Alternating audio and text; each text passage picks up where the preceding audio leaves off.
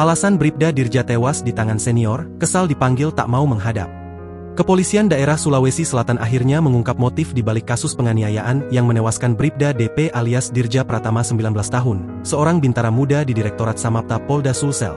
Tersangka utama dalam kasus ini, Bribda P alias Firman, tega menganiaya juniornya sendiri hingga merenggang nyawa di asrama Ditsamapta Polda Sulsel pada Minggu, 22 Februari 2026. Kapolda Sulsel, Irjen Pol Juhandhani Raharjopuro, membeberkan bahwa tindakan kekerasan tersebut dipicu oleh masalah hierarki antara senior dan junior.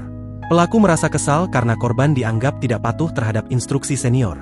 Motifnya masalah hierarki senior-junior, senior marah karena junior dipanggil tidak mau menghadap, ujar Juhandhani, Rabu, 25 Februari 2026. Emosi Bribda Firman memuncak saat waktu subuh, ia kemudian menjemput korban dan melakukan tindakan fisik yang berakibat fatal.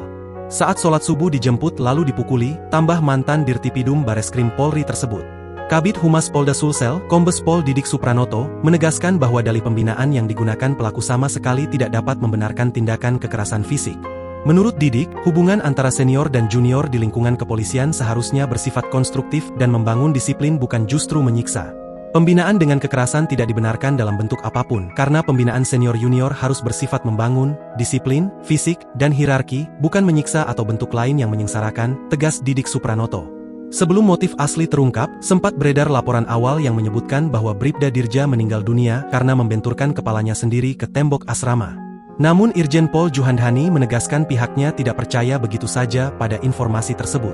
Berdasarkan hasil pemeriksaan ilmiah dari bidang kedokteran dan kesehatan, ditemukan kesesuaian antara luka di kepala dan tubuh korban dengan pengakuan tersangka Bribda Firman yang telah melakukan pemukulan.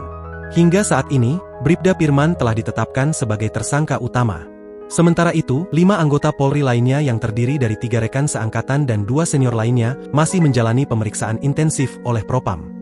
Ayah korban, Aibda Muhammad Jabir, yang juga merupakan anggota polisi senior meminta agar kasus yang menimpa putranya diusut secara tuntas dan transparan.